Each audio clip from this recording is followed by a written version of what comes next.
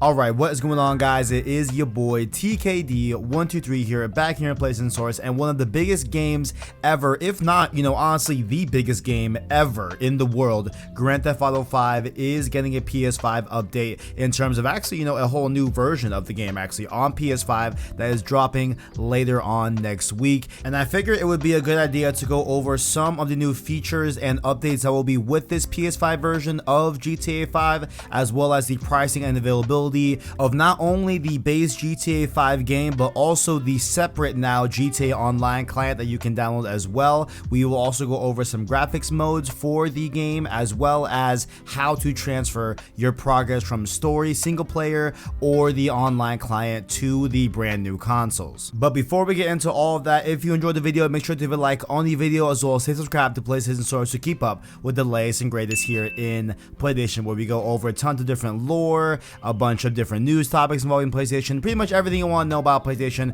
we cover it here at some point here on PlayStation Source. But going here from the top here, of course, the GTA 5 and GTA Online PS5 versions will be dropping next week on March 15th, with the preload available right now as you are watching this video. And you can, of course, pre-purchase the game as well. If you don't have it yet, you can pre-purchase and get it all pre-downloaded to your system right now. Now, going over some graphic updates for both of these versions. These will cover from PS5 and the Xbox Series consoles as well, but we have some exclusive goodness here with the PS5 version, of course, you know what I'm saying. But first up here, improved graphics, new graphics modes with up to 4K resolution and up to 60 frames per second, which we will cover all of those three different modes later on in the video. Improved texture quality and draw distance upgrades, HDR options as well, ray tracing for certain modes, enhanced gameplay, faster loading times and seamless character switching, increased population and traffic variety, increased vegetation density, increased lighting quality across shadows, water reflections, and other elements, improved anti-aliasing, motion blur, highly detailed new explosions and fire, immersive 3D audio brought to you by the PS5 Tempest audio system, of course, platform-specific features such as advanced haptic feedback for PS5, adding new sensations to weather effects, directional damage, rough road surfaces, and explosions, and many more improvements that they have yet to disclose here for us. Now, they do talk about here on their official website that GTA Online will have a lot of different changes to that actual mode, in terms of having to not do the story mode tutorial for online, having a brand new tutorial mode and stuff like that, and plenty of other patch notes that they say will come in due time. But I'm not going to cover all of the different changes that are happening to online specifically, just talking about how they're going to be running and stuff like that on the PS5 version. So overall, look, I'm liking what I'm seeing here, right? But we also have to keep in mind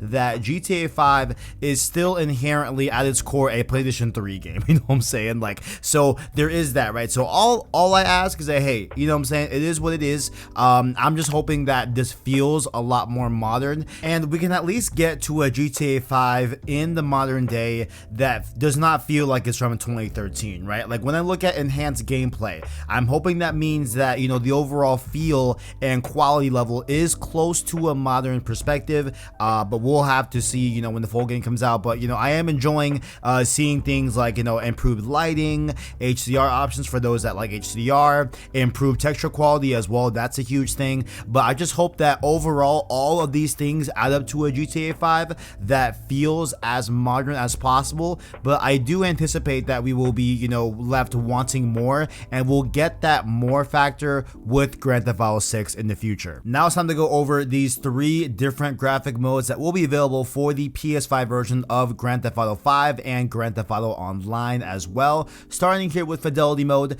tuned for the highest visual quality and targets 30 FPS. In this mode, the PS5 and Xbox Series X support native 4K resolution with ray tracing enabled, while the Xbox Series S supports upscaled 4K resolution. Next up, the performance mode is tuned for the most responsive gameplay experience and targets 60 FPS. In this mode, the PS5 and Series X support upscaled 4K resolution, while the Xbox Series S supports a resolution of 1080p. And finally here, the performance RT mode, yes sir, a hybrid of the fidelity and performance modes that supports an upscaled 4K resolution with ray tracing enabled and targets 60 frames per second. Clearly here, if you guys are new to the channel, you know I love that Insomniac performance RT. Whenever a game can do it, it. Let's get it popping here with this performance RT. That is exactly what I'm looking for, exactly what I'll be playing with, because I'm cool to sacrifice a native 4K if the upscaling 4K is just as good to the human eye and we're able to get ray tracing and 60 frames per second. You have those three, that's a holy grail in my book. But if you don't want that, you can always go with the fidelity mode with the 30 frames, which, you know, for me personally, 30 frames is unacceptable in my book. That's just not how I want to roll in gaming in 2022. 30 frames is last gen in my opinion, right? So 30 frames if you want that, but you do get the native 4K resolution if you care about those pixels, and of course the ray tracing as well. Or if you don't care about ray tracing at all, you can of course go to that performance mode, which has the 60 frames, and I'm assuming that is going to be a higher upscaler to 4K, or will hit a native 4K more often than performance RT, given that performance RT has to also support ray tracing as well. So I'm assuming that performance mode will look a little bit better on resolution more times than not, but hopefully if that performance RT mode is tuned very well, that's definitely going to be where I'm at. But down below, what are your thoughts? What will you be using for the mode? Are you going to be doing fidelity with 4K 30 frames,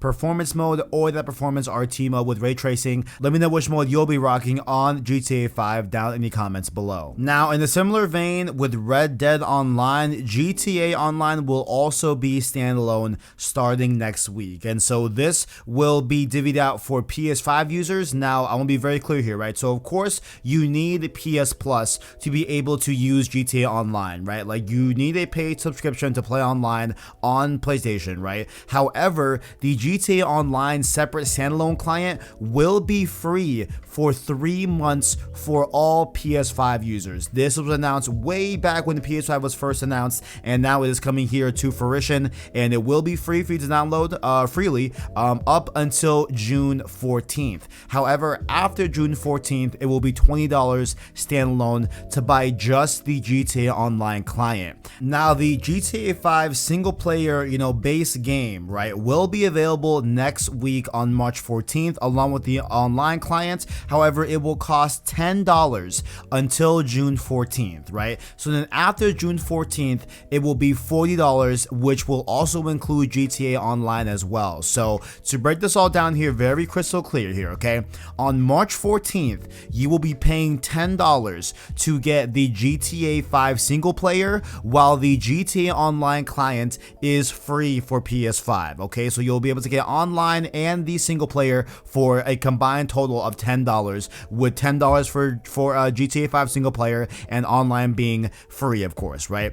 On June 14th, you will have two options. The first option is to buy the GTA 5 bundle base game itself, which will include the single player for PS5 as well as online for $40, right? However, if you are just someone that wants GTA Online and has no interest in the single player, you can pay $20 after June 14th to access just the online client. Look, man, considering that this is Rockstar Games, right, and they had absolutely no problem with making us buy GTA 5 on PS4 all over again, right, and we all had to buy it twice, the fact that they are not even doing that here with this release, and the fact that you will only be able to pay at maximum $40 after June 14th to get both the GTA 5 and online experience for $40 flat, I gotta say, look, overall, this is a good deal. You know what I'm saying? Like, the fact that they could have easily charged us again the full $70 this time for PS5, they could have easily done that and easily gotten away with it, and nobody would have blinked twice. You know what I'm saying? So the fact that they are even doing these low tiers of cost for these upgrades and everything, I gotta say it's a W. You know what I'm saying? I gotta say it's a W. I gotta give kudos to Rockstar, because honestly, they could have easily charged full price and no one would be talking any type of crap about it on Twitter. Next tip here, after you have gotten the GTA Online client next week or you bought the game, how does one go about transferring their data from either the single player story mode or the online client? How do you transfer that data to new consoles? Rockstar says here, quote, players with a raw Rockstar Games Social Club account will be able to migrate their GTA Online character progress to PS5 or Xbox Series X and S on March 15th upon loading up the game on either of these new consoles. This migration includes any characters, Grand Theft Auto bucks, progression, stats, vehicles, properties, weapons, clothing, and player-created jobs. So it looks like pretty much all you'll have to do from PS5 and Xbox Series consoles is just load up the game, the new version of the game here, of course, on PS5, and you should be able to pull your stats from your PSN account as long as your PSN account is linked to your Rockstar Social Club, which you probably already have done by now. It should be able to just progress and just, completely transfer to the new consoles, no problems there. But they do underline that it is a one-time migration, so it looks like once you transfer yourself over to the new consoles, there's no going back. And as a little bonus here, it looks like you'll be getting a new car here if you transfer from the last generation consoles. They say here, quote, "Those eager to continue their journey on the latest generation consoles will get a fully converted Karen S95 souped up by the experts at Ho Special Works, along with a Ho Special Works racing outfit and a set of new chameleon points usable on all vehicles." Not sure what the whole, chameleon points is, but you will be getting a new car here. And I read up that a lot of the cars here in this mode on PS5 will run faster than they did on PS4 and be faster than they were on PS4 because of the amount of power that the PS5 is able to process at a given time. So that's really cool that all of your cars, I feel like, will probably be naturally faster because they're on the new hardware. And lastly here, involving the story mode data transfer from PS4 to PS5, it will require you to boot up the PS4 version and upload the save data to the cloud and then to download it on the new version on PS5. Not gonna lie, not the most glamorous way to do the save data. I have the steps here up on screen. I won't run them down or really talk about it, but this is definitely not the most seamless way to do the transfer. For me, I'm probably just gonna start over because I started the story but never finished it, so I might just go from top to bottom with the story at some point later on this year.